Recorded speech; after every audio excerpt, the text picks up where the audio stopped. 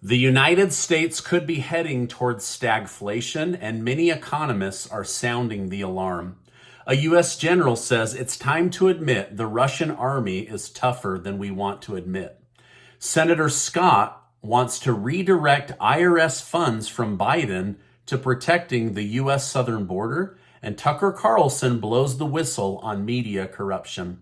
Thank you so much for liking and sharing these videos. Also, make sure to check out my interview with Scott Ritter from earlier today, where we talk about Russia, China, and Ukraine. YouTube is suppressing the interview, sadly, so please go check it out.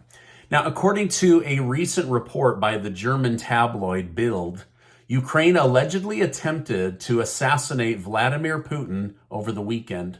The publication cites anonymous sources who claim that Ukraine's Secret Service had equipped a drone with C4 explosives that were intended to target an industrial business park where Putin was scheduled to appear and speak. However, the drone reportedly exploded and crashed in a nearby wood, apparently 12 miles from the target. Why it exploded is unknown.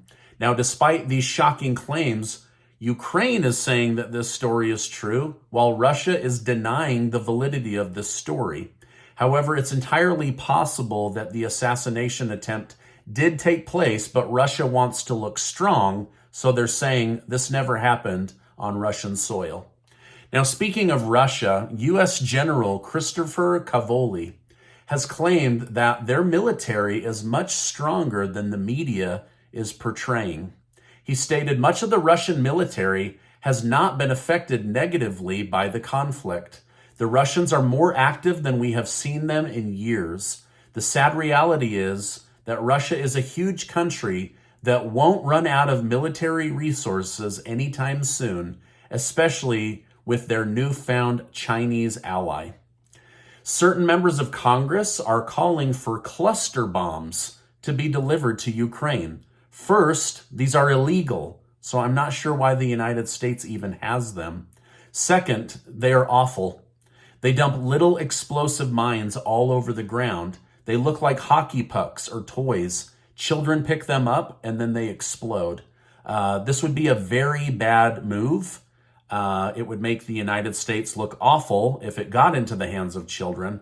And it appears that people in Congress are throwing out desperate ideas as the situation in Ukraine becomes more desperate.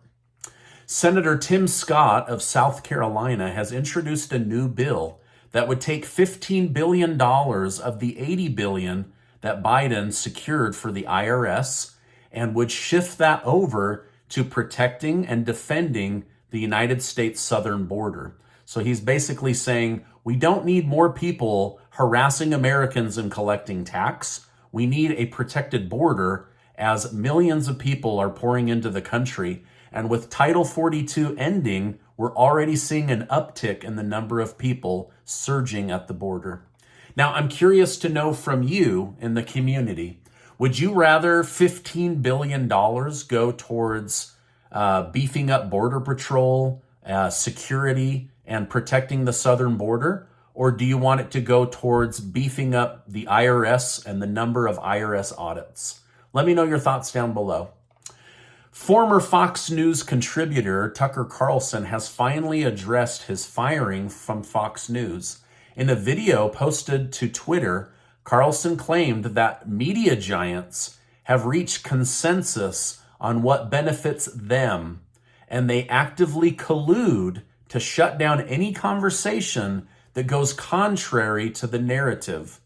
Carlson ended the short clip by saying, "See you soon," which likely indicates that he already has future plans mapped out.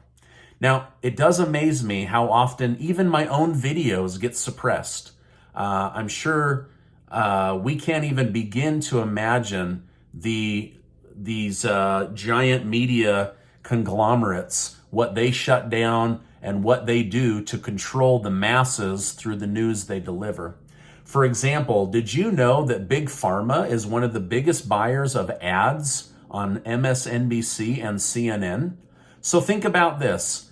If there was an issue with something regarding a pharmaceutical product, Do you think these networks would ever tell you the truth? No. Their ad revenue would literally dry up. So what do? They give us fake news. They spin stories and they run cover for the people that really control them, the ad buyers, right? So anyway, interesting. I'm excited to hear more of what Tucker Carlson has to say about the media, because only about 20% of Americans trust the media anymore. I always try to gain your trust, but anyway, really, really interesting stuff. Now, as part of an ongoing investigation, the United States Air Force has suspended 2 commanders who were in charge of the unit where documents leaked out of. Court filings have shown that prosecutors are claiming the 21-year-old leaker, Teixeira, had a large collection of weapons and spoke violently on social media. On top of this, he made references to an assassination van. Basically, he was telling people, I'm tempted to turn my minivan into an assassination van.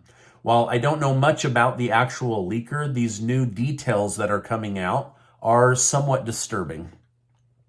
President Joe Biden has once again been caught with a cheat sheet during a press conference, which showed the questions were either scripted or planned in advance, who to call on, and exactly how to answer. The question had the words you and your capitalized to make it easy for Biden to share the answers. To make matters more embarrassing, he used the cheat sheet while standing next to South Korea's president during a joint press conference. So basically, these questions come in pre-planned. He knows exactly who's going to ask them, and then he knows exactly how to answer them. The whole thing is scripted like we're watching a movie. It's really weird. In a comedic fashion, David Lindhart, a New York Times columnist, shamelessly spoke up for Biden despite admitting his decline in mental health. He stated, "Strange as it may sound, the American government can function without a healthy president."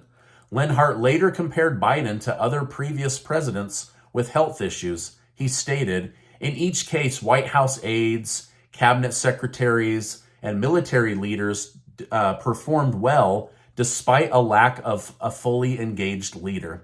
Now, I don't care how you vote or which party you align with, but to try to argue that it's okay to have a sick president or a mentally incapable president seems pretty despicable to me.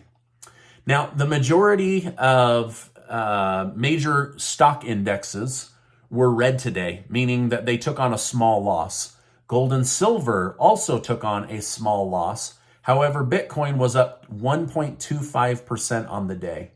Several key indicators are starting to flash warning signs that the U.S. economy is heading into recession, and this just a few days after Joe Biden announced he wants to be your president until 2028. Now, here's what's scary. The economy's growth for quarter one was only 1.1%, much slower than analysts and the White House projected. On top of that, inflation is starting to rise again. Now, many U.S. economists and analysts are worried that the United States might be heading for stagflation, where wages slow or go backwards while the cost of goods and services continues to increase. So they're saying this is the worst of all scenarios: lower pay, higher goods and services. One Democrat election specialist announced that voters should consider that Joe Biden is the oldest president and the oldest candidate America has ever had. He said, to truly see what you have to consider that he might not finish his full term. But either way, a vote for Biden is really a vote for future President Kamala Harris, as she will likely take over for him or become the front runner in the 2028 election. Now, let me know in the comments down below, do you think Vice President Kamala Harris would be a good president of the United States of America? Let me know your thoughts down below. President Biden's right-hand woman and person likely running the White House behind the scenes, Susan Rice, has announced that she is leaving Biden and the White House. It's not clear why she is leaving. Perhaps she got a higher paying job, or perhaps she believes Biden will struggle over the next 2 years and lose re-election. Either way, we wish her well and thank her for serving her country. U.S. intelligence has just confirmed with high confidence that the mastermind behind the Kabul airport attack that killed 183 people, including 13 U.S. military troops, has been killed by the Taliban. The 13 U.S. troops were killed during the evacuation of Americans out of Afghanistan in August of 2021.